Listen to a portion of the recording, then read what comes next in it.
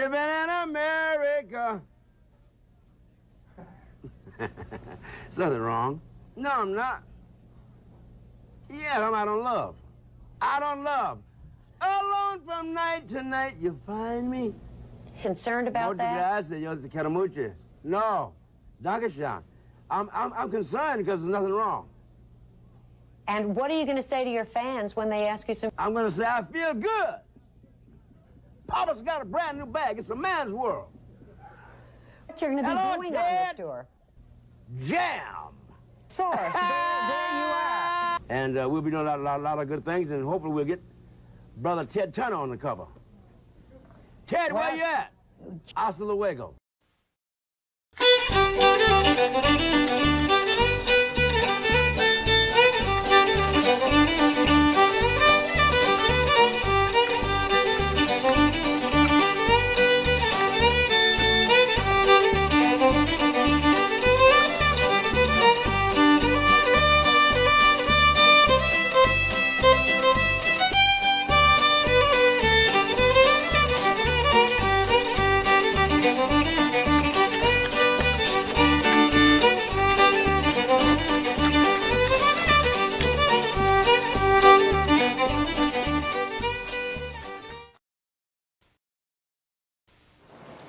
Locked out.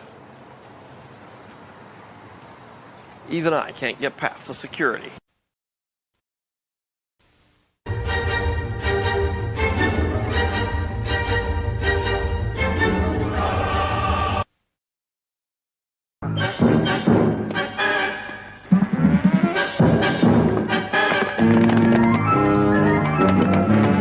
Take cover!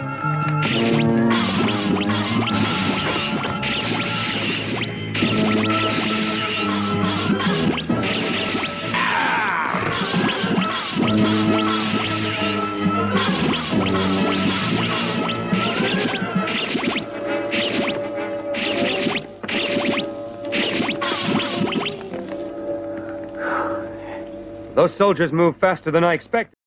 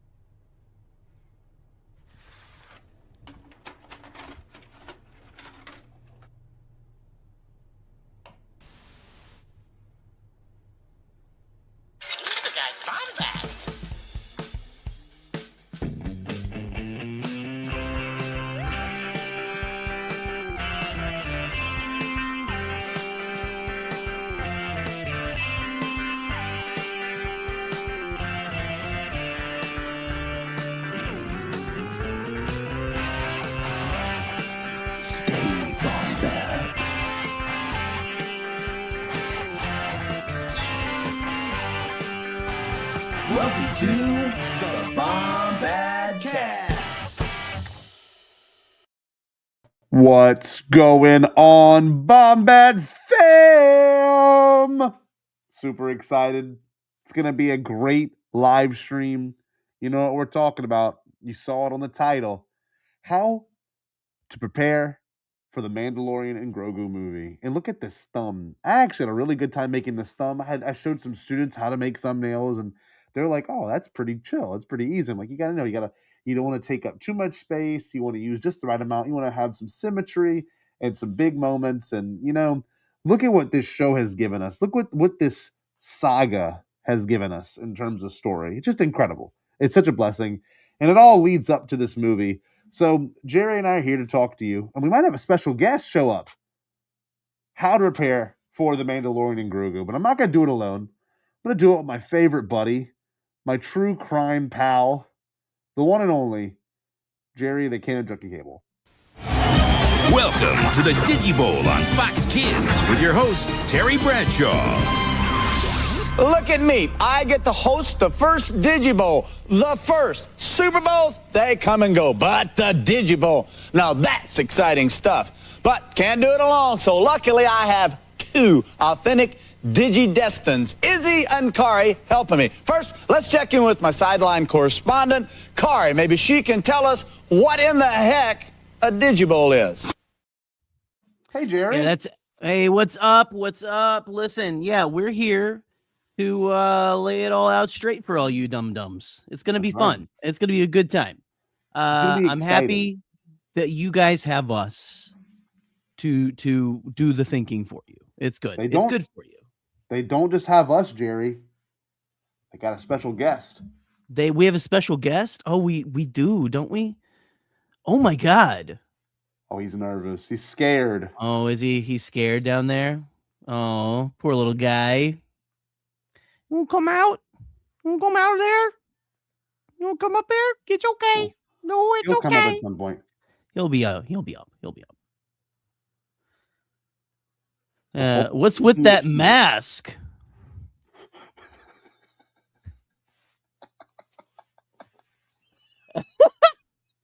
Oh,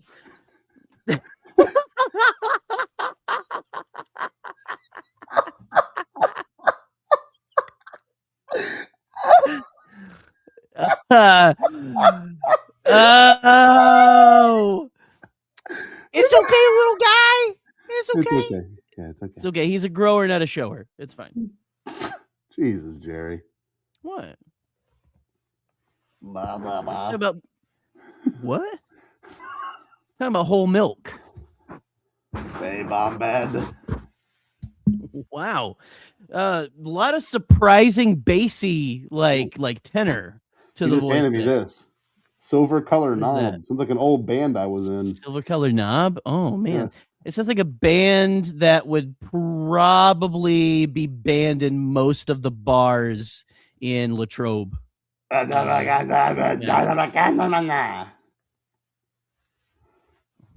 real talk. Hold on. I don't know if we can honestly like have that. Oh, you gotta. You gotta unpressurize It's a real that story. shit. Yeah, it is going to show you. So, this is a real story I'm going to share. I've always, for the last, can you make me big? Actually, I've got too much going on in my hand. Yeah, I got you. For the past 5 years, I've always wanted the sideshow collectible. Be a Grogu. father. Yeah, and to be a dad, but my ex took that away from me. That being said, Scotty got inseminated. Yes, I did. I'm now pregnant with this child. But I always wanted the sideshow Grogu because I had the little plush Grogu. It's actually right up there, and I always loved it. But this one's truly like an actual work of art. And someone on Facebook Marketplace had it for 200, and I messaged him like, "I'll get it. Can you do 150?" The guy's like, "Of course." He met me in my work parking lot, my school parking lot, and sold me this incredible Grogu. And like the cheeks are a little bit more blush than they should be, but I will be so real with you. When the sunlight hits this thing the right way, it might be my favorite piece of my Star Wars collection. Because like it looks so real whenever shadows shine on it the right way. Like it really does look like our little guy. But man, Grogu's like an all-time for me. As a character, what he represents, and like look at him stare right into your fucking soul. Good Lord. He's like, God damn. It's like questioning every life decision up to this point, like right now. Well, the only thing I don't like about this one is like I like the little. It's even got the little pubes on his head. It's great. Yes, it does, and it's like an actual really really nice piece of fight. Look at him look in the camera. Good night. The only thing I don't like is he's always looking up. So the only good way to have him is if you have him like a foot off the ground, but not like on the ground because a dog or a cat might get into it. So I have him on a table in my living room right now, like a little like a little where you put your books on and your frames. But I moved a childhood photo of myself to put Grogu in the same spot. So it's an equivalent. It's an equivalent. Yes, you know, and the base is really heavy. I mean, this is I'm not kidding. I've always wanted this when it came out, and I went to Josh Most house. Must have been 2023, and he's the only person I know that has one that I've seen in person. And like you can see these in the background. I think it was Favreau. He has this exact one in his house. Someone else really Is big this- has one. Is this an old? It's a sideshow piece, right? It's a sideshow sideshow collectibles one. piece, isn't it? To scale, Okay. like perfectly Right to here. scale. I'll yeah. put- Oh God, is Perfectly he like to- the? He's got that like a geisha waist going on hold there. on, or no, something? even What's worse, going on? right? You want to see what he looks like underneath? Oh Jesus! Be Hold on, hold on. Whoa, we can't do this. This is oh my God. just- put his he's like, put his little bits away. He's just smooth. Do you think there's actually a zipper on his garbage on his little garbage jacket? That'd be hilarious. I mean, it's Little space. zipper. They've got to have some zippers, right? Or space Well, zippers or whatever, or you know what's cool though? One thing you can get for this guy anti-gravity fasteners. that I love, Jerry, is that people on Etsy have made different models of this particular figure. So like different, Really? different accessories for this. So like you can get stop it. You can get the macaroons to go put in his hand, a little magnetic macaroon. Really? You can get People the like full make like shield. like little pieces and stuff. Yeah. Oh, You get the that's really cool. Mythosaur necklace. Some people have made helmets for this exact one. So like I don't know, it's kind of like one of the cooler collectibles because it's small enough to customize and accessorize for. But I mean it's incredible. Like everything down to the Right. wrinkles on its head. I mean, y'all know I love Yoda, but to be able to have a scale figure that looks like a prop, that it's also in like the creators' households of people that make this show. You know, I think it was Rosario or Amon. One of them, You got Ezra it from Rosario Dawson? No, I think it's in their homes. Like people have Oh, these. right. You know what I mean? That specific model. Yeah. Yes. So I saw it. I'm like, you know what? You only live once. This movie's coming out. I'm gonna bring this to school and let kids take pictures of it the last week of school, and the movie's coming out. I'm trying to hype it up for people. You know what I mean? Whenever, Right, you might remember this when season 2 came out. I bought that Boba Fett cardboard cutout that I have in that closet right there. Right. And you may remember I brought it to school and I was like, look, it's the premiere of this new Star Wars show, and I just brought it to school, and the kids, it was Halloween day. The kids took pictures with it. So it was, I don't know. I think those kind of things are very, I think it's important. You know what I mean? I think it's a cultural thing right now. It's absolutely a fun time. It is it's important to have those little moments of things that kind of break out from their normal lives. It's like this kind of stuff is just in your house and my house, right? Yeah. It's not in those kids' houses. Mm-mm. You know, and it wasn't necessarily in our houses when we were growing up either. You know, like you had to go somewhere to see that kind of stuff. Of course. So, shout out to Connor, by the way. Condor. Yeah. Condor. The Ganja Man. Corinthian? It's Conrathian Condor the Ganja Man. Conrathian. Condor. The Con Man. Ganja Man. Con Man. Con Man, the Ganja Man. Real talk. I really do want to get into the subject matter because that's kind of part of why we're here. Not just to show off our cool collectibles, but man, Buck said something that kind of got me a little triggered, but I love Buck. Buck's got some Buck wild takes. He said in here, we all know that you won't have to watch any Skeleton Crew episodes for Mandalorian and Grogu, and I'm willing to bet he's wrong. But you have to watch all of Andor. So yeah, waste your time, y'all. Get sad. Make sure you get sad and watch that show, okay? You're real fucking depressed about how things are right now. Yes. Let's watch something that'll make us nice and sad. How does that sound, Jerry? Yeah. Does that sound fun to you?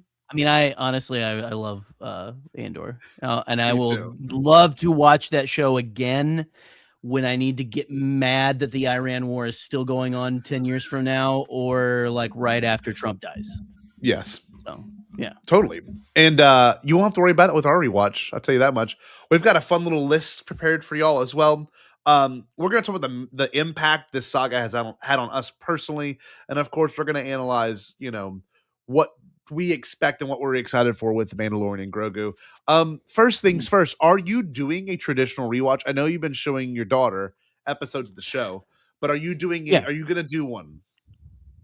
So we finished like way earlier than I thought because she kind of has been glomming onto this stuff a little more than she has in past years, and so we kind of blew through that. Right now we're watching Rebels. And It's like I watched it with her a couple years ago, but she doesn't remember a lick of it. Mm-hmm. And she's been real into that. And so I feel like I've done my rewatch. We did our rewatch. I started with her at the beginning of the year. I thought it was going to last a little longer, but then, like I said, she really latched onto it, and so we just kind of blew through it. And then started a skeleton crew, things like that. But I mean, right up till about time, I might start getting into it. And I got my folks coming up actually tomorrow. I didn't from realize Arkansas, that. and so Oh, yeah, I awesome. hadn't said anything to you about it. You know, this is my life, whatever. Well, But it's kind of important for me to know too. So okay, all right. Well, I'll let you know next yeah, time. we can talk about that we later. Can, Yeah, we can. you talk got to about bring that snacks. later. Yeah. Can you bring orange? Yeah, we can tomorrow, talk by the way, about that together? later. We can talk All about right. that later. Okay. Wow. Keep talking, monkey. Yeah, but anyway, I'm probably going to try to watch it with them in order to keep from talking politics. You know, That's It'd be good. great. No, you know what's funny? But I'm I'm probably going to end up doing a little more of a rewatch towards time, like closer to time. So my advice. So this is anyone in the chat. I'm gonna. Oh, that's cool. I'm gonna put it in the chat just for the sake of putting in there. If you start on April 5th, you can watch the entire saga. That's including Mandalorian season 1, Mandalorian season 2, the Book of Boba Fett, the Mandalorian season 3, Ahsoka, and then Skeleton Crew. And you want to know why I think Buck is dead wrong on this, to be completely really honest with you, is that the writers from the Mandalorian and Grogu, I'm sorry, the writers for the Mandalorian and Grogu, which is Noah, how do you say his name? Noah, hold on. One of the writers, Noah Lawson? Noah Onsen? Noah. Oh hell, I forget his name. He's one of the writers from Mandalorian and Grogu. He is he obviously contributed to all of the New Republic stuff from season 3 of The Mandalorian. He did the episode with Connor Chichiti. He helped write that one. And of course, all of the Skeleton Crew is about the new era of the New Republic. So just trying to keep that in mind. That it's going to be a galactic wide thing. It's not going to be super personal. We're going to see some galactic wide events. You know, the Shadow Council being there, big part of it. So I really do think, you know. So to give you the dates, they said that one dude who's like in like the Vanity Fair spread, right? That's yes, like the Imperial is going to be like an Imperial that we know somehow, and no one really can quite decipher what that exactly means from Favs, right? We'll be excited about his name. That's the one thing you said. So yeah, 47 episodes. 47 episodes. If you start April 5th, you can watch all of season 1 by April 12th. Then April 13th, from April 20th, you can watch all of season 2. Then April 21st to April 27th, you can watch all of the Book of Boba Fett. Then April 28th to the 5th, you can watch season 3 of The Mandalorian. Then May 6th through May 13th, you can watch Ahsoka. And then May 14th to the 21st, you can watch Skeleton Crew, and you will be completely ready and up to date on the whole saga. I will be starting my rewatch. If I'm still awake and ready within the next 40 minutes, we can wrap up in 40 minutes. I will watch the first 2 episodes of The Mandalorian tonight, just so I can get a head start. And I really do want to do a big rewatch of this whole entire saga, because this is kind of what it leads up to. And the only thing we know that follows after this saga, for the most part, in this, I guess, timeline and storytelling, is going to be Ahsoka season 2. We've got no indication also of Dave's movie still in the works. Yes. So it's like what doing a rewatch now is not a bad idea for what is to come. No. You know what I mean? And I love this is my favorite Star Wars show. I mean, this is number 1. So The Mandalorian, that is. And I know you and I have talked very passionately about that, how much we both enjoy this particular series and where it takes place and what's in it. Yeah. No, the thing I've always loved about The Mandalorian is my favorite thing, or the thing I've always looked forward to in all this era, and I've talked about ad nauseum before, I don't talk about as much these days, is the canon and everything all being melded together. You know, it's the things, the new things that were brought in, the things that like the prequels and things like that. Hey, what's up, Bloom? It's good to see you. You know, the prequels and all that stuff, like what I have always liked about The Mandalorian is that it makes everything, it feels like a glue. It feels like a mortar that all the bricks kind of get, like you can introduce all these brand new things in the movies, and then these shows have felt like they blend it all together. So it feels like a cohesive universe. Not that it doesn't not that I need that, but I like that. I don't know. It's not for everybody, whatever, I guess. I like that flavor. I like it getting mixed in together and like showing oh, it makes it feel more like a real place, right? It feels more lived in. It's not as the history actually matters. Exactly. Right. I was going to say it's not as ham-fisted as some of the other TV shows. Even kind of The Acolyte. It's very subversive in the sense of like it's what you get out of it. You're actually analyzing a faceless character, and Grogu's just a child who is also a puppet, but it's somehow so convincing as to what it is that I get enraptured in it. Like I see myself as Din. Not that I'm a cool, badass killer bounty hunter, but I certainly see myself as the role of like, what would you do if you've got this thrust upon you? Like, what would you do if you all of a sudden need to take care of a child out of nowhere, that you never expected to, and you had to become a dad? And then what does that role model look like? How do you teach your child to be a good warrior and be a good person and be a respectable contribution to society? I just that show always spoke to me at such a deep level, and I forget when the first trailer came out. There's reactions of us from 20. Let's watch that. Hold on, that'd be fun to watch. How far we've come since then.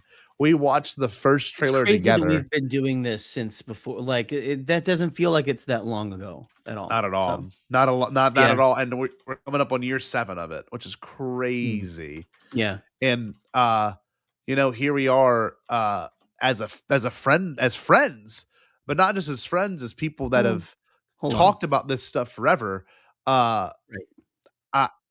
This was our show. Like we didn't cover this when it came out episode to episode because The Rise of Skywalker was already coming out. And we were doing our own coverage of that movie coming out, which we do a watch. We didn't do a watch along, but we did a build up essentially to it, like we're doing right now. We are discussing it. How prepared for that movie is essentially the discussion how we did all of the sagas coming up, because we watched every single one of the saga movies leading up to this. So it's kind of a weird TV version of that, where it's TV now,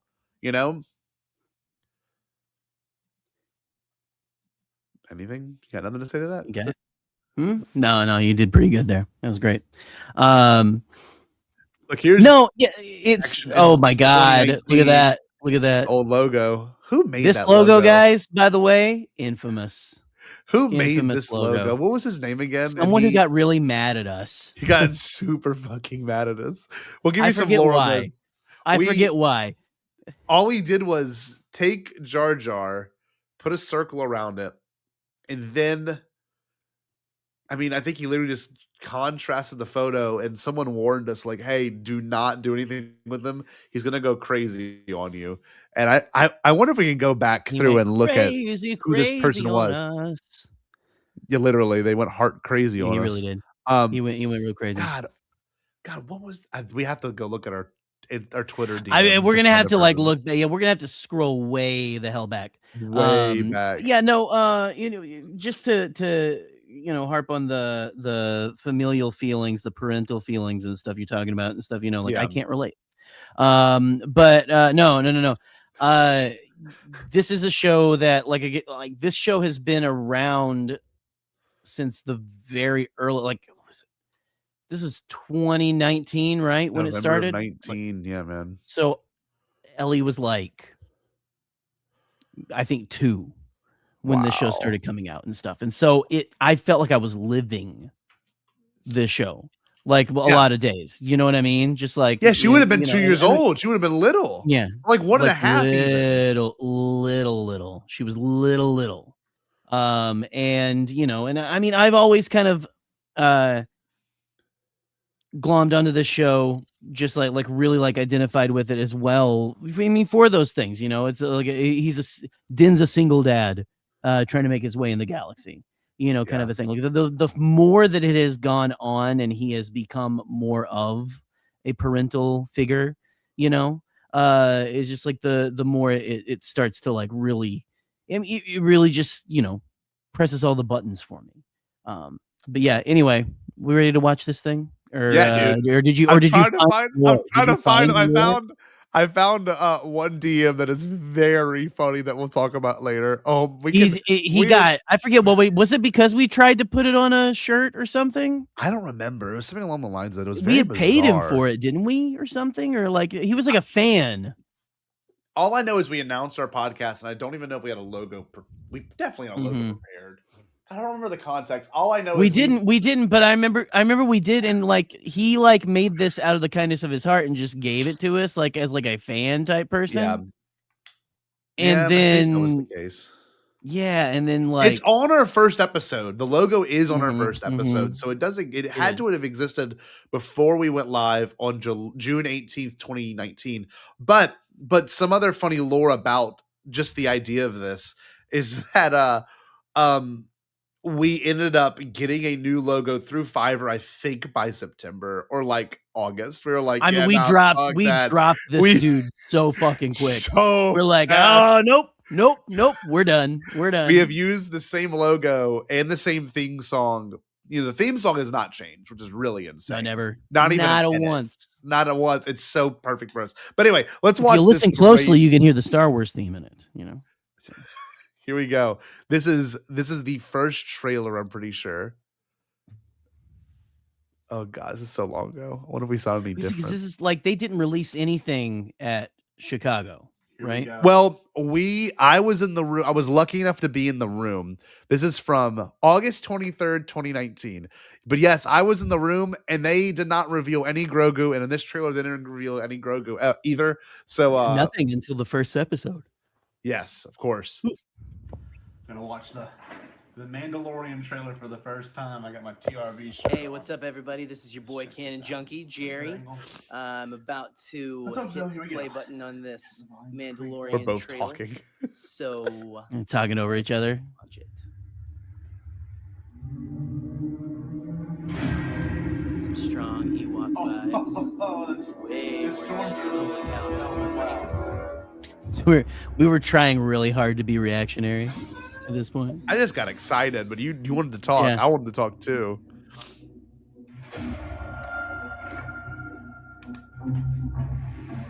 Look at the music. We didn't think the music would actually be like this. Mm-hmm.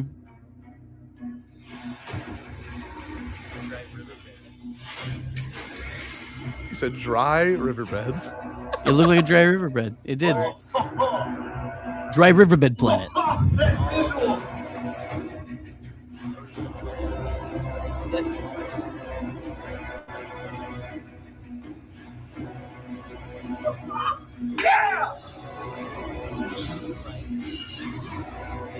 I'm just like naming things in the trailer. What a great trailer. Bounty hunting is a complicated profession.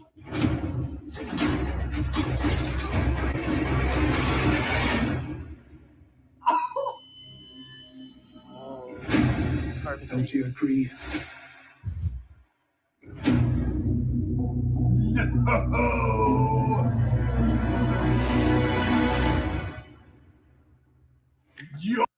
That was so sick. That's I'm such like, a good trailer. I'm like, it's a Star Wars show. It's a Star Wars show. I just love the whole. It's so subversive. We never expected to get a baby movie out of this. You know what I mean? No, it really presents as just hardcore like action, right? Yeah. Like it's just going to be just balls to the wall the whole time, and Western vibes. It went way in the opposite direction. Not way, but like it. I mean, a 180. Certainly, it was a complete it completely changed. Much like the beginning episode of the Kenobi series completely changed what we thought that was going to be about. God, what an amazing trailer. Because it sold it so well, and like the music becoming, actually very like indicative of like what the show would be, man, and that's another thing too is like no camp. Like this is kind of like it actually has some Mandalorian vibes. I don't know, Eli. I actually take that back. The Twi'lek and the Blur camp. Those are I was Like, gonna just say, those yeah. two back-to-back shots are kind of camp. No, it would have been like a horse with like horns or something that he Yeah. was riding, and they would have been humans. You know, they would not have shown any aliens in this trailer. No Yeah. aliens. Only really sad people. One thing that's so cool is the setting up that the show did. Like, Grogu's in a lot of these shots. You just don't see him. And there's this one shot that I really liked right here, the flare shot. Like, I remember like not knowing what that was. And then the fact that Boba Fett sees the same thing, like timeline wise now. Oh my God. Craziness. It's crazy. That's the legacy of the show. Is we went in not knowing how it would connect, even if it would or wouldn't connect. We really had no idea what to expect. And we get to this ending of this first episode, and I mean, the connections were automatically there, and all the confusion of who Grogu was and what it meant for the story. I mean, that's when I still cite that's the day Star Wars changed forever. That was as big as "No, I am your father." I mean, I really firmly believe that. And to think the legacy this show has had since is just, it's pretty unmatched, man. Like, it really is. Yeah. Let's see. I think there's a second trailer as well. Maybe. No, that's Rise of Something Skywalker. like that. I was gonna say we've got a lot of. We love the Mandalorian. Honestly, we do. It's our favorite. I can't find it. No, I don't know if we ever did a second trailer reaction, but I can tell you for a fact, it's when it was coming out, it was my favorite show. It still is my favorite show. And I also agree with Eli here. You know, it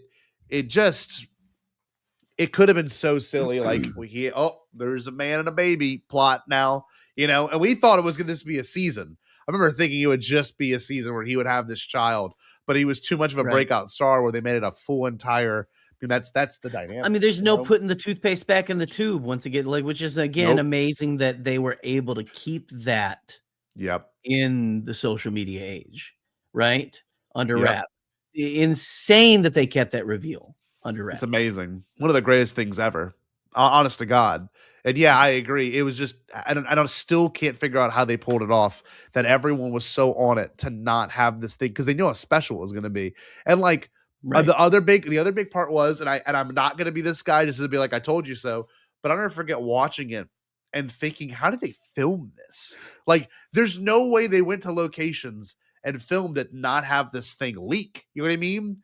And then we find out that there's a thing called the volume. Like, I think it was like after the show had finished airing, they're like, oh yeah, we filmed it here. And then everyone's like, I could tell. I'm like, fuck right off.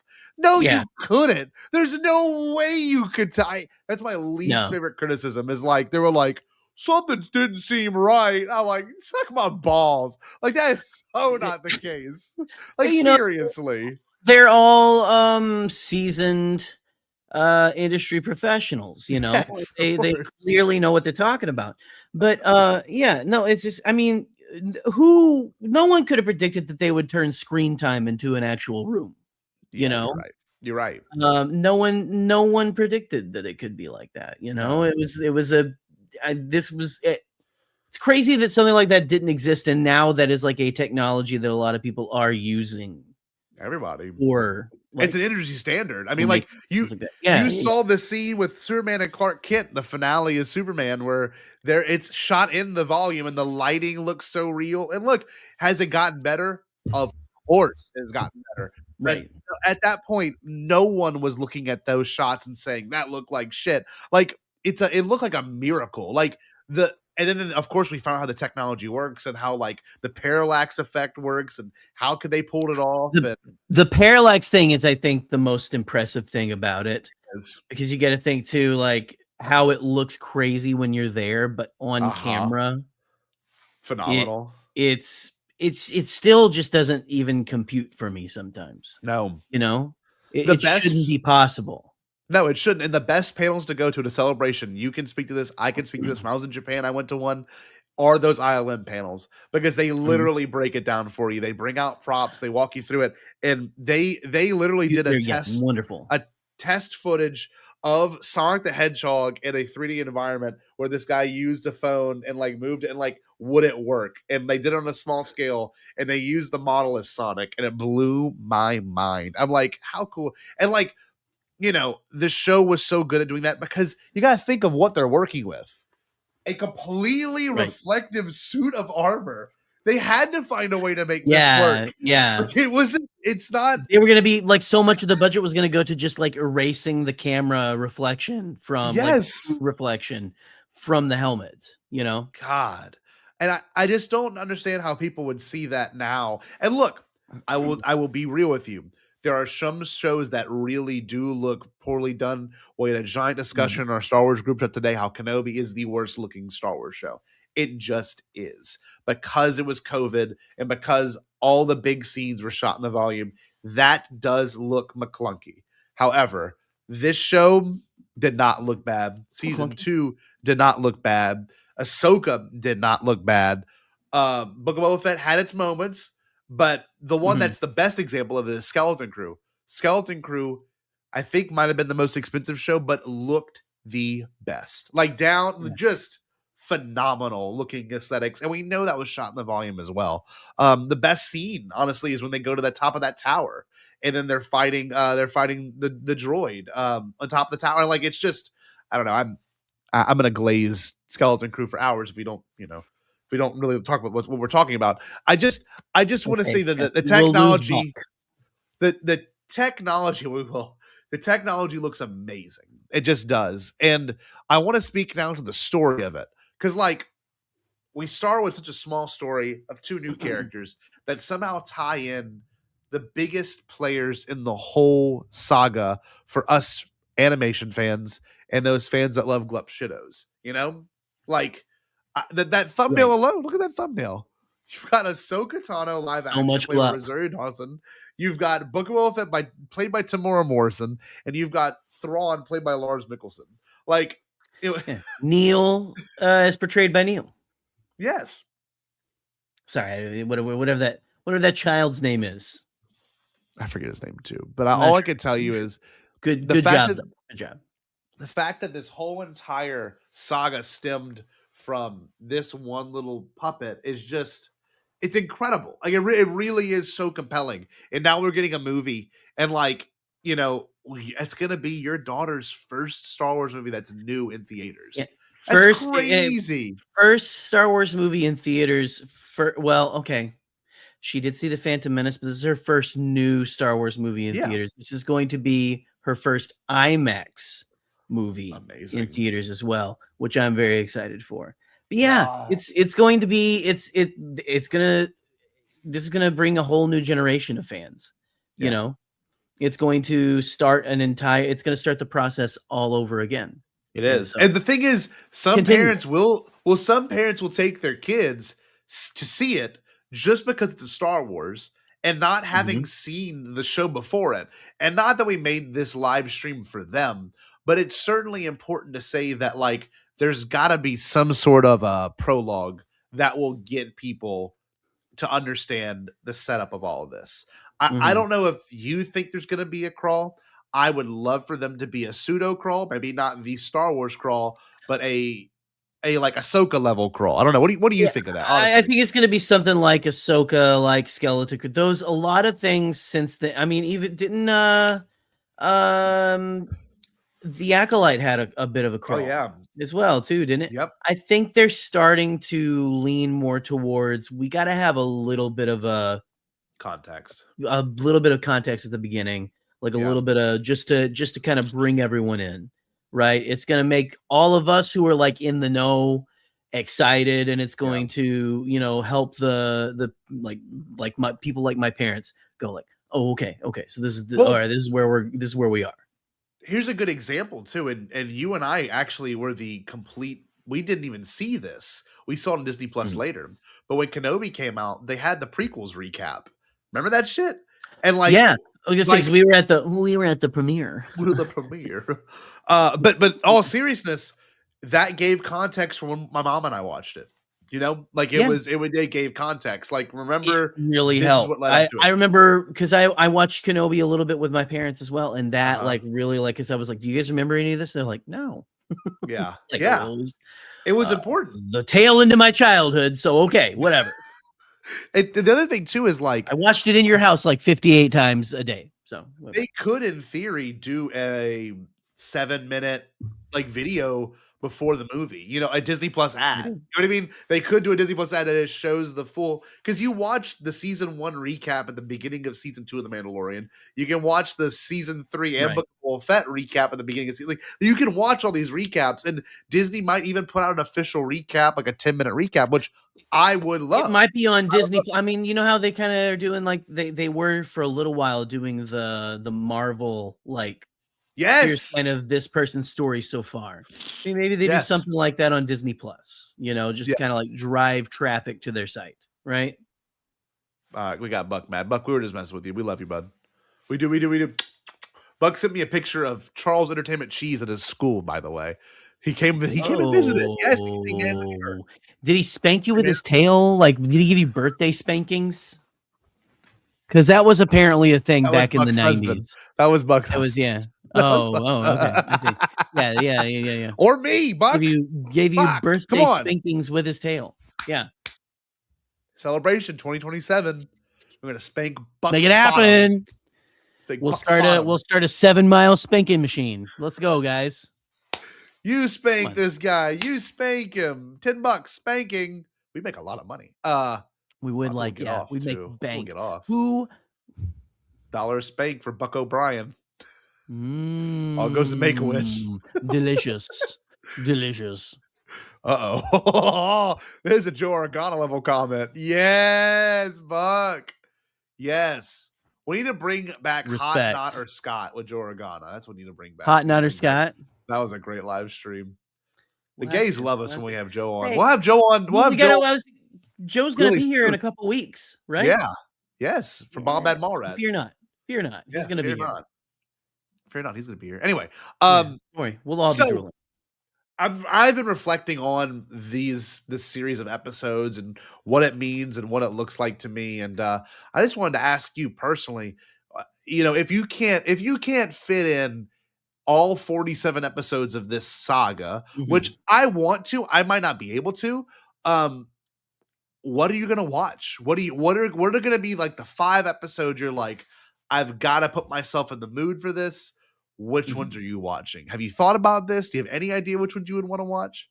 I mean, off the top of your head, we didn't plan this. Very surface level. Again, you know, if I had to like just think back through and pick, Jesus Christ, if I had to search back through and like pick the episodes that I think would hype me up the most, I mean, you got to do episode 1, right?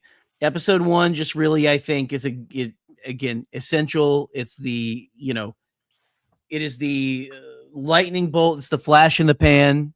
From there, I think I would do. Oh man, it's tough. It's tough because I wanted to just go straight to the episode of Book of Boba Fett where Din goes to visit Grogu, but I think you've got to have like him, maybe like, I think you got to have like the rescue in there, right? If we're gonna do it, so we're doing 5, right? Okay, so we got to have the beginning where they meet. You got to have chapter 1, the Mandalorian, where he hold on. Okay. Oh, this is tough. Okay. I think you have where he gets taken by Gideon from the Temple Mount, right? From the shrine. It's hard. Okay.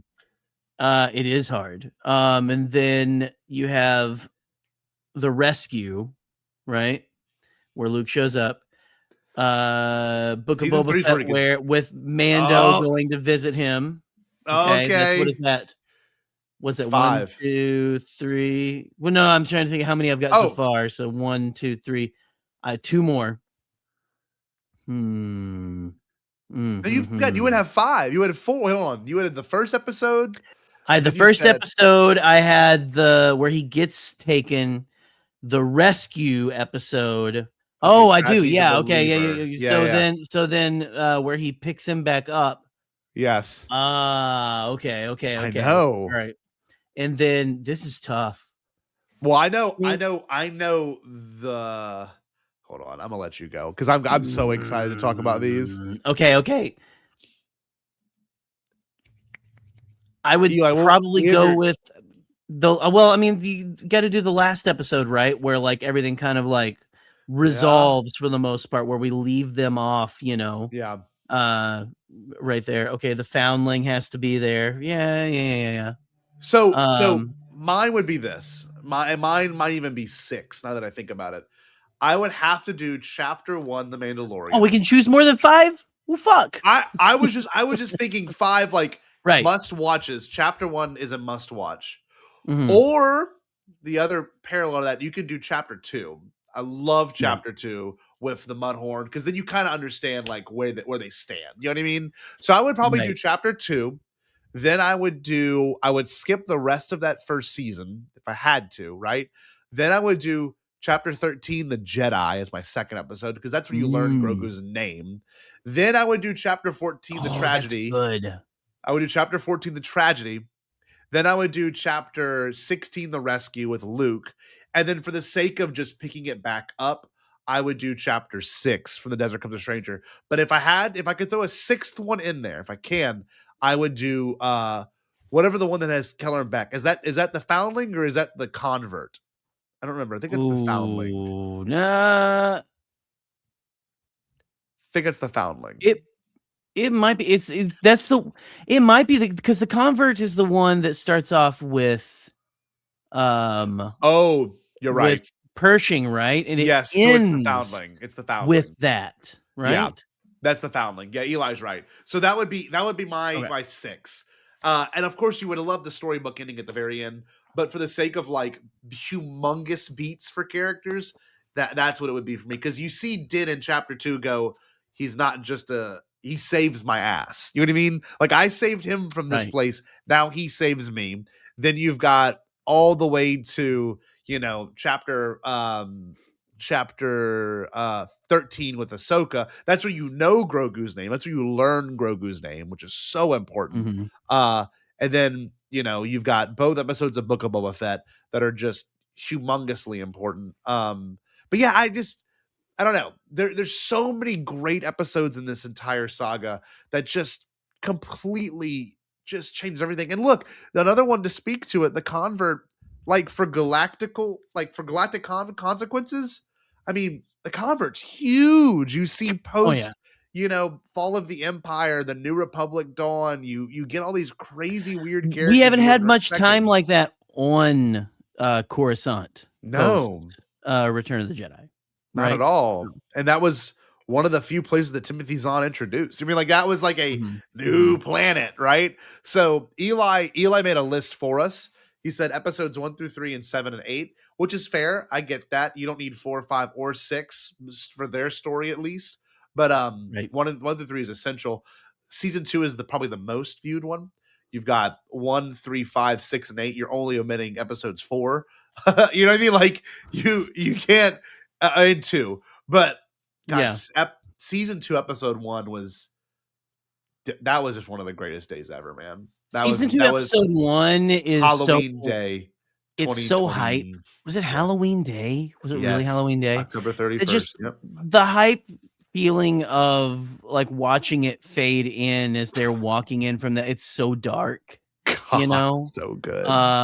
You've got the glowing eyes on both sides of them and everything like that. It's a good, and that music as they're entering the arena as well. It's pitch perfect. Oh yeah. Oh dude, the aspect ratio change.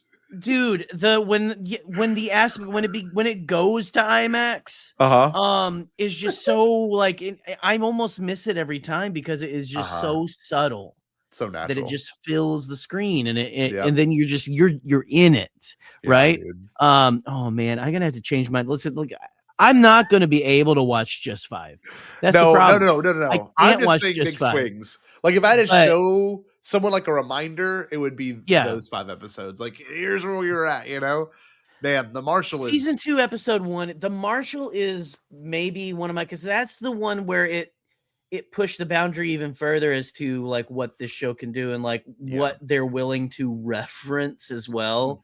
And when people are like, well, you can't reference like minor book characters, you can't reference this because the general audience isn't going to get it. But now everyone knows who fucking Cobb Vanth is, and he was just a goddamn side story character in a book with interludes. He was one of the characters in the interludes of a novel that wasn't even about him. Like, played by Timothy Oliphant, played by an A-lister. You know what I mean? Played by a huge TV actor. Right. Oh my god! And it also, to add to it, that episode brought back Boba Fett at the very end. Tamara Morrison was back. We had heard the rumors and everything, and he turns to the camera, and there he is. There's Boba Fett in all of his glory, ready to get back his suit of armor. And so, like, there was that too. And another important thing to address. That was the last episodes Favreau directed of anything Star Wars. So we've got that episode in this movie. That's his only Star Wars directorial, like, application. That's it. Crazy. And I did not even realize that. I thought he did one in season 3. Nope. Only this in the Mandalorian and Grogu. So and like you and I just glazed the hell out of that episode because we love that episode, you have a fucking so I mean, listen, the filter's coming off. I'm just gonna start using the F word a bunch. You've got the crate dragon, which is like something that has been just talked to death about as like a huge thing for nerds and stuff like that. It was like they were all over like the EU, right? Yep. And here they're like, nah, here it is. It's like almost like a sandworm type of thing or something, It's like this crazy ass thing that spews like acid on people, which was so cool. That whole fight sequence. The whole fight sequence, like even like I love the part where they're like trying to feed it to appease it, and it just eats the guy. It eats the sand, the raider, everything, which is not that filling for him. Like if you go between like a small human-sized being and a bantha, of course, go for the elephant-sized thing, man. Come on, it's just an elephant with a fur coat on, man. That's literally all it is. But no, it's just there's so many great moments from that one, man. That was amazing. The giant chunk of meat that is bigger than Grogu. Yes. God, they bring it to Pelly. Pelly's also introduced. I could have totally thrown Pelly on that damn thumbnail if I wanted to. Pelly is like, if Pelly better be in this goddamn movie, okay?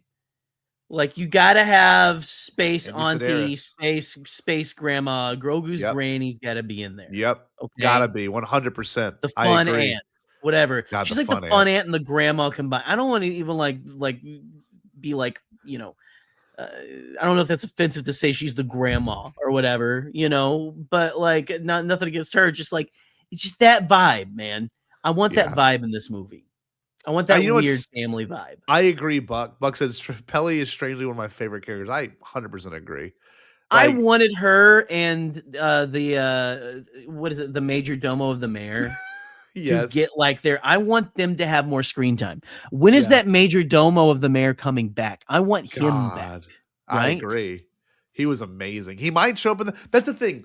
People seem to be all caught up in like what this movie, is going to have that's new.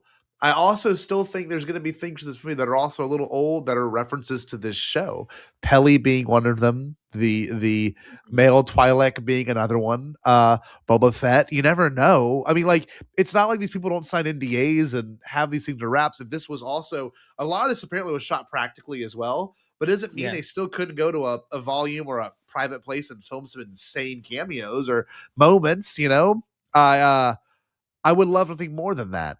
And the other thing, too, to address from just this season alone, of course, Luke Skywalker. I don't think they're going to pull off a Luke in this movie. I think they would save that for Dave's movie, and they would literally title it like Shadows of the Empire. They really could just do the full, let's just give everyone what they want with this next one.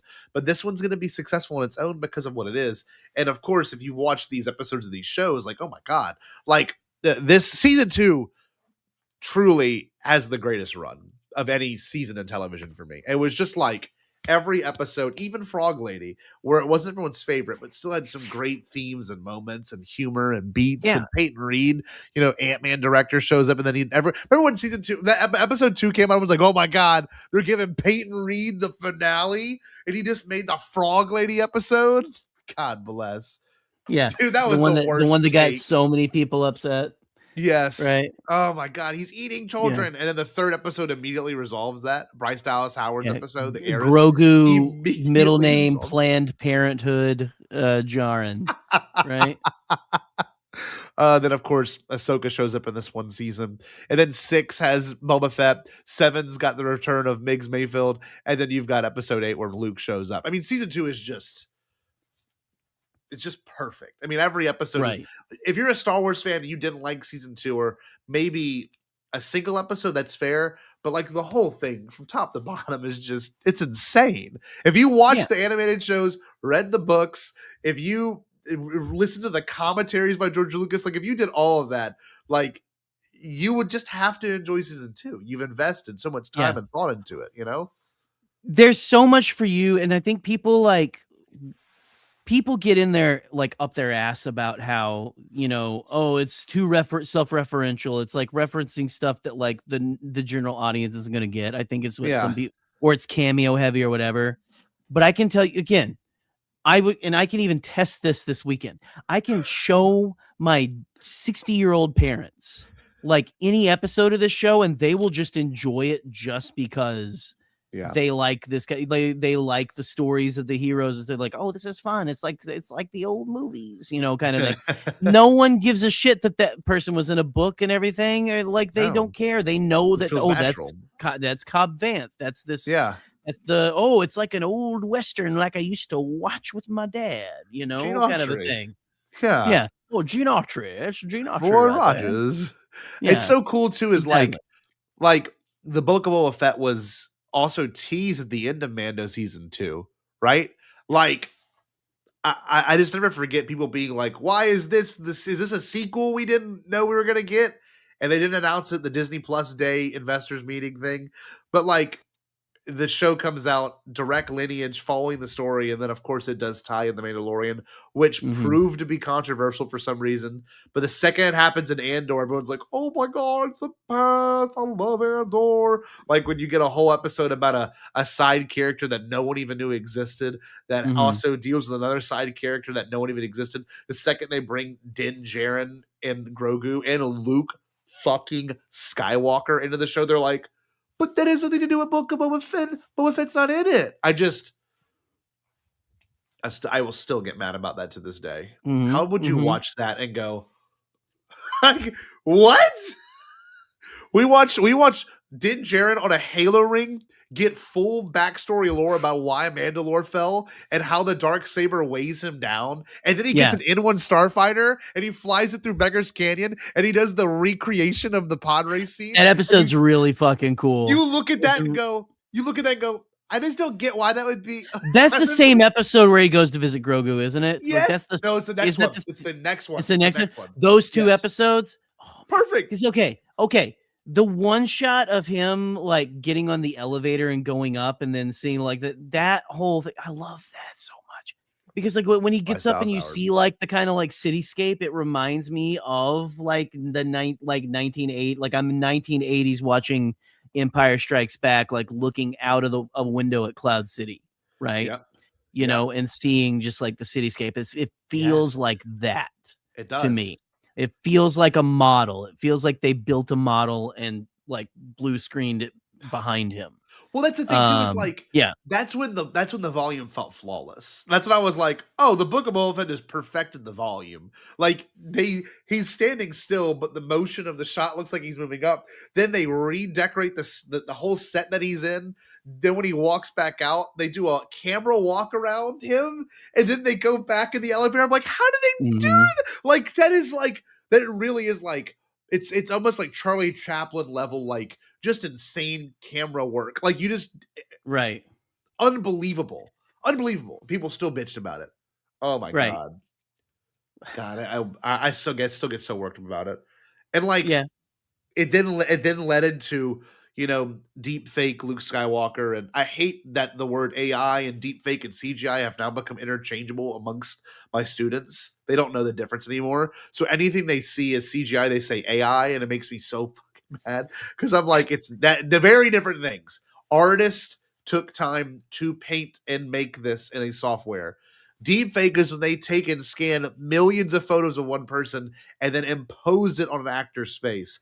AI is its own generative creation, has nothing to do with art. It's what they're recreating the prime minister of Israel with right now. He's actually dead. Yeah. BB's dead. BB's dead, everybody. Yes. They're just it's all it's fine. But it's fine. The vernacular shouldn't become an interchangeable thing. No, it's like the whole thing where they call like it's just like people will always just kind of like use the same like what they've known before or whatever, and I mean this is kind of different because it's what's here now and everything, but it's just kind of like this blanket thing, like oh well they did it like this, right? It's like no, there was a different way of doing things, Yeah. What if Jerry's parents were there? They'd ask how you can see a volume. Oh, I see. Yeah. The good one. I'm going to use that one on them. They're not going to get it at all. What also? Let's do a live stream with my parents, like on Monday or something. You want to? Yeah, we're just like, what do you think of this?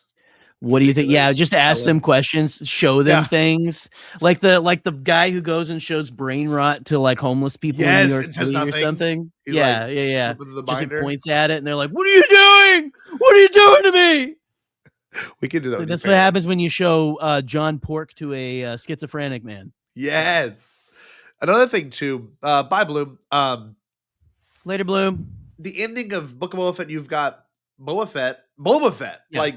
Boba Fett, like the Boba Fett fighting on top of a Rancor, destroying droids from the prequels. Like you watch it and you're like, how can life be so good? And then people bitch about it. It doesn't feel real. It doesn't feel real. It doesn't feel real. I mean, let me be controversial for a second. Do it. Daddy. I can see how that cannot be someone's cup of tea. Sure. Because it's a little like in the mid 90s. Oh, Jesus. No, don't do this. In the mid 90s, after Drew Struzan stopped painting the book covers, right? And you just started having like just crazy like photoshopped shit of like, hey, wouldn't it be badass if this fucking happened, This kind of thing. You know what I mean? It reeks of 90s EU. Like Boba Fett's a badass, and yes, he is, right? Yes. He's also a guy who shares his back to tank. He's got a lot more to him. But that's my controversial take. Is I can see like people. I can see why you don't like that. That's not your cup of tea. But I enjoy fun. I like it. And it was. I'll admit too, it wasn't my favorite ending for the series. Any of the series. Any of these like TV shows we've had so far, the end of the Book of Boba Fett, good, but not perfect. It's not my favorite. Not my favorite, not perfect. I liked the inclusion of Cad Bane and all that kind of stuff, but it's from the desert comes a stranger. It plays its part. And it does there's a lot of really cool shit in there. I mean, we got that whole Luke meeting Ahsoka, the first time that we've ever seen in live action. Yep. It was just like something that like people have made fan art about and everything, like one of my favorite like fan art pieces was Ahsoka showing a hologram of Anakin to Luke and Leia on the Falcon. Right? God bless. And we kind of got that, right? And it's just But yeah, no. It's crazy what has gone into this that we're going to be getting in this new film. I don't know. You think people probably need to watch the episode of The Mandalorian where Zeb shows up at the beginning because Zeb's going to be in this, That's season 3. Are we on season 3? We're on season 3 yet? I'm skipping ahead. it's such a great season. That's the one that gets most slept on. It's the one that was the most disliked because there's a few reasons, and I understand like Pedro's not in it at all, like visually not even in it, you know.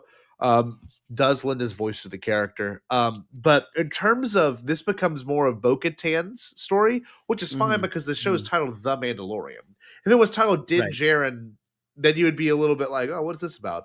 But you know, even the Book of Boba Fett, it's in the title, the Book of. It's a book, it's a chunk of this character, and Din is intrinsically tied to Boba Fett. Whereas Bo-Katan showed up in the finale of season 2, and then of course showed up in the 3rd episode of season 2, but then becomes a pivotal player, you know, in this story about the return of Mandalore. And by the end of it, Mandalore's back, right? Yeah.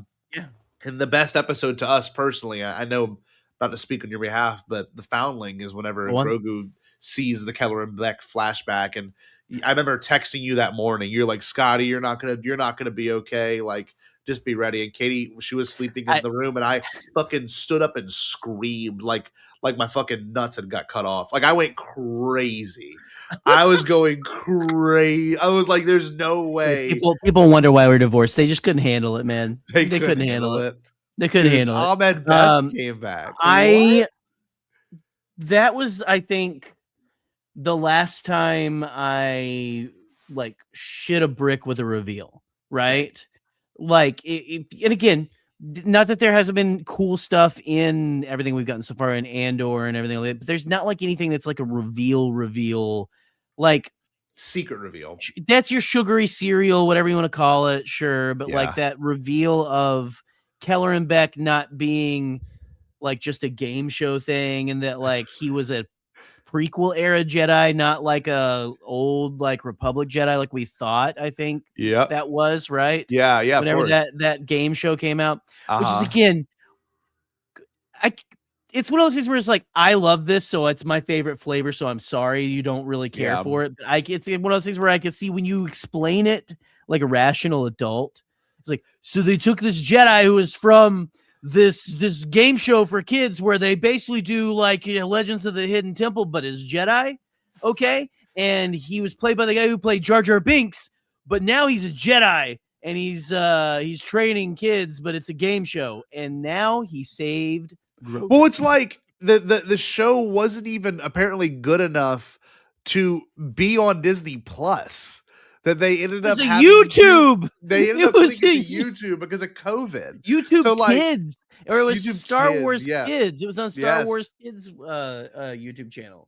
And they were like, let's keep it in the family and let's get Ahmed Best back to do it. And like he then gets on a Naboo starship going to probably Naboo to meet Jar Jar. So that's the other thing. Is like, I think I haven't read the Jar Jar comic yet, but I think it has something to do with Keller and Beck. It has something to do. Yeah.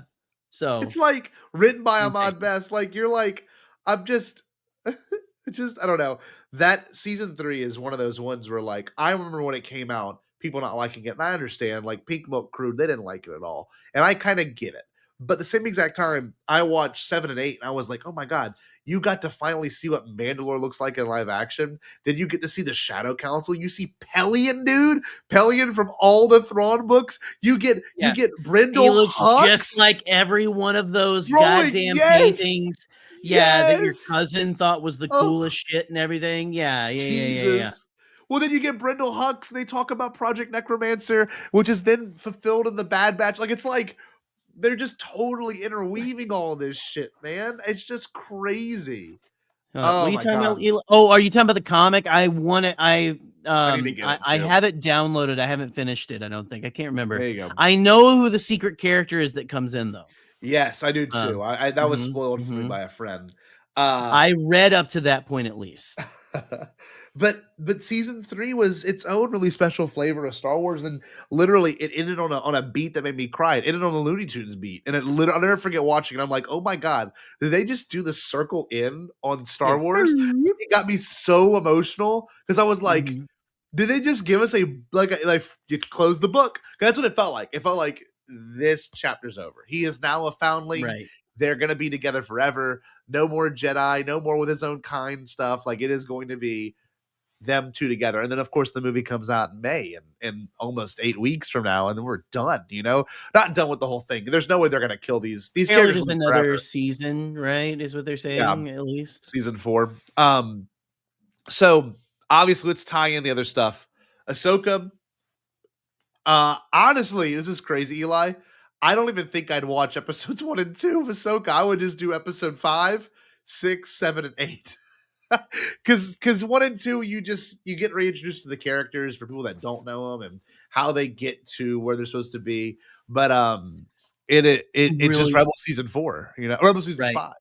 It is. Well, and again, since I've been rewatching Rebels with Ellie, and she after every episode goes, "Can we watch another? Can we watch another?" Oh, which has been it's been great. It's been fantastic. Where do you all?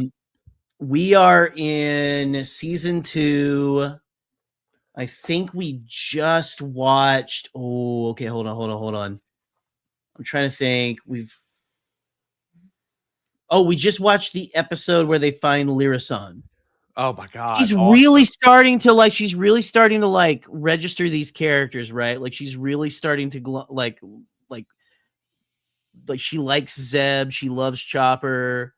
Of course, Ezra has always been her favorite. Yeah.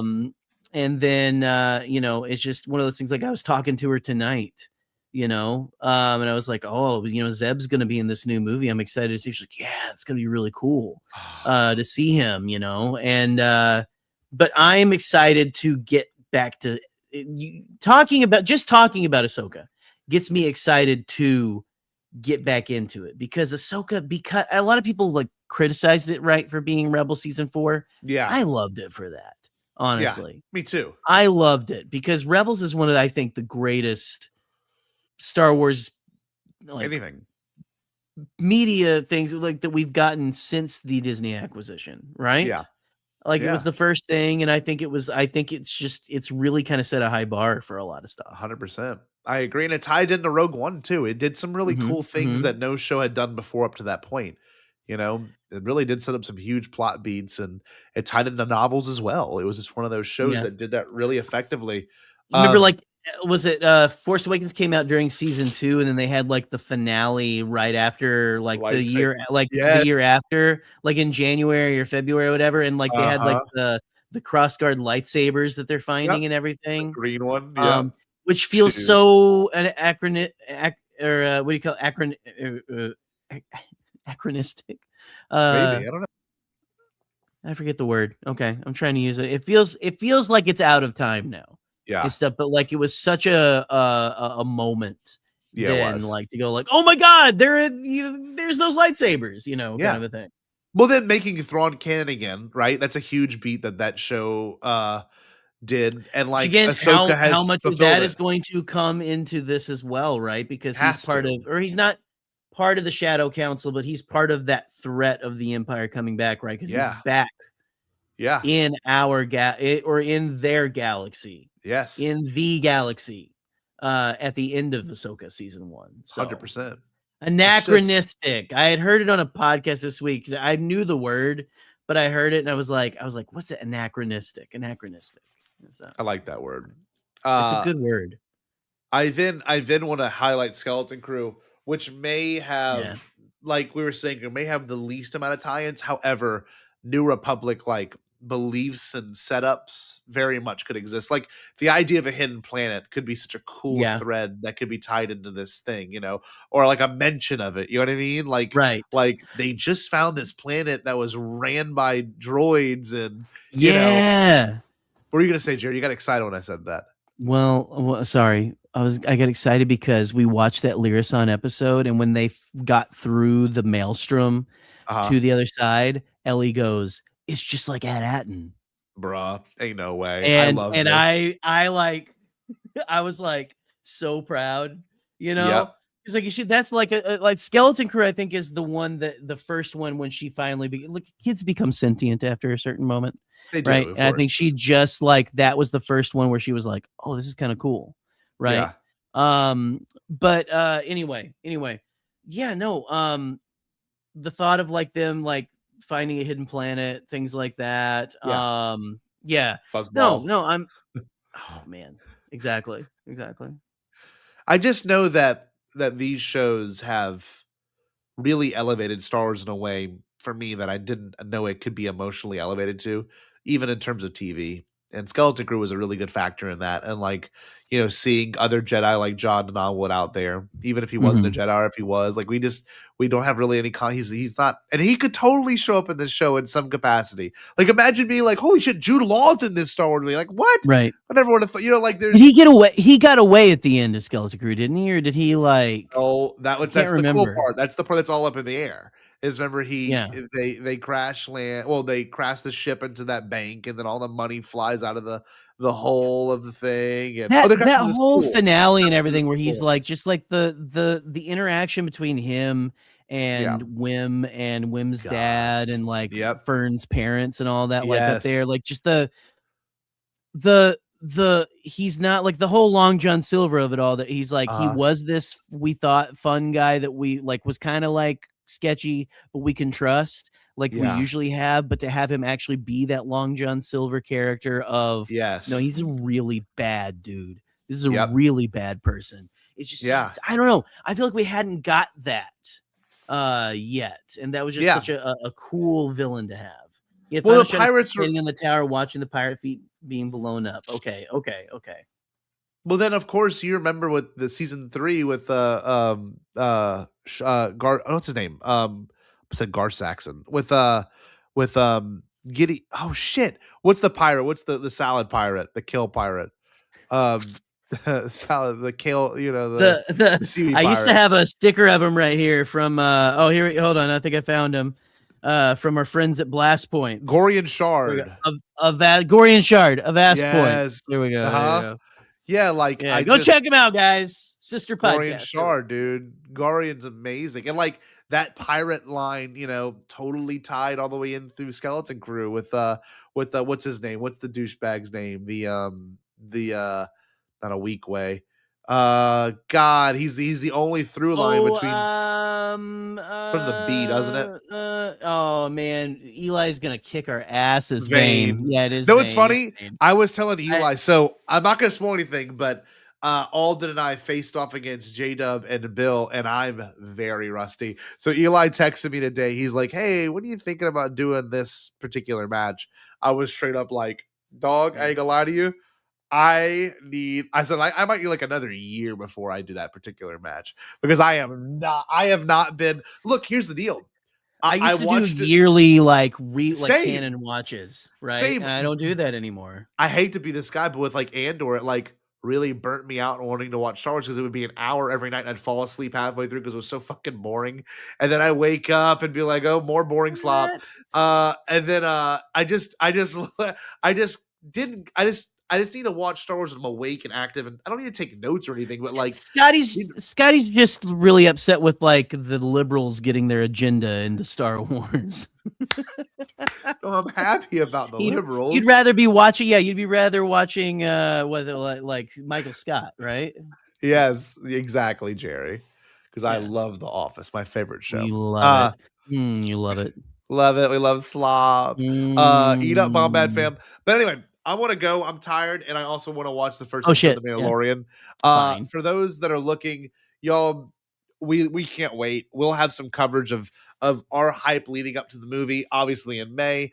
All throughout April, though, we will be doing Bombad Mall Rats with Joe Organa, and I'm gonna kind of tease something to the fans, Jerry. It's possible that Jerry and I. It's possible that Jerry and I will be in the same room together for Maul Shadow Lords premiere. We'll be hopefully visiting the same city together and having a nice little mini Bombad con for about 2 days together. And we're gonna watch Shadow Lord together. So there's some excitement in the air. Yeah, I feel bad for under Roach. A blanket in a hotel room, maybe. Roach is gonna watch 3 grown men freak out at someone showing up probably in this show. Sitting in the cuck chair of a hotel. Yeah, absolutely. We'll be panicking. We'll be jumping up and down. But anyway, I love you all. Been a great live stream. Jerry and I may have something fun planned for you next week. Should I I may not be able to. I was gonna say there is a graphic like there are things. Scotty's got something that might be lined up that I don't know if I'll be able to make it or not. I will. We'll have to see. I'm not gonna spoil anything. We're not gonna. Let's not spoil anything because there's nothing to spoil because there's just all you need to know is in the graphic, right? Yeah. So we can show 2 graphics. This is the first one. There's one that's incredibly vague. I know one of these graphics. I don't know the other. You don't know the other one. Let's not be too spoilery. Let's not be too spoilery with these graphics. Okay. I need to text you the one that I want to show. Half the fun. Okay, well, give me a second. This one's downloading still. Is the absolute surprise, right? It is. It is going to be the absolute surprise of it all. We don't want them to know about Rick coming, So like, oh shit, no, okay. So here's the graphic to hype up next week, as always. We don't know what this means, but no, we all do. We do. You don't. But next week secrets will be revealed, and you guys aren't ready for it, little piggies. Okay, it's funny. This was made before the Epstein Wars, so that it's even funnier now that the Epstein Wars this is pre-made. Did you just call the Iran conflict that they've just started? They are literally calling it. They're calling it the Epstein Wars. That's actually what they're calling it. I mean, it is the Epstein Wars, but I just didn't really realize that was that. Was it? What are you talking about, Steve? Rip Glorton is dead. Oh man, this man is dead. This man is not coming back. But next week, secrets are going to be revealed. Secrets revealed. They will be revealed. They will be revealed. Listen, it's not Halloween. This episode's going to be scary. You've got some pretty interesting images here. You've got Rick McCallum. Love the art. You got the Nightmare on Elm Street RFK Jr. Yes, you've also got the singer from AFI. You've got Kramer. You've got Taco Bell. You've got Jerry. You've got the guy Sunny Eclipse from Cosmic Ray Starlight Cafe and Walt Disney World. And Scotty, is that the Zodiac symbol up there? Yeah, with Michael Eisner like high as hell in the back of a taxi. Oh my god! I just don't even get it, man. There's a Got Milk logo.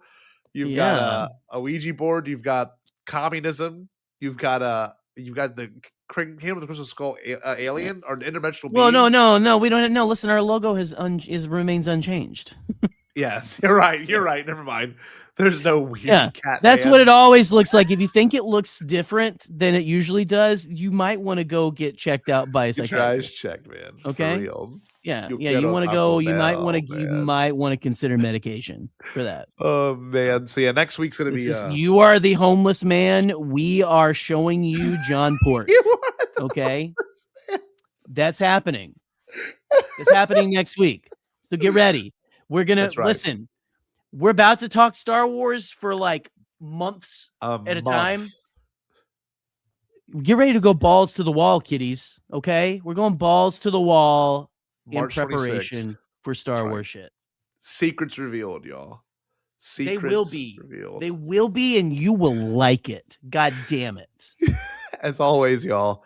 Thank you so much for joining this Thursday evening. We love you very much. And Jerry, what should the good Bombad fam do before I go blow my nose because my nose is getting stuffy? Ooh, that's not all he's gonna blow. They should absolutely watch every single episode of The Mandalorian and stay Bombad.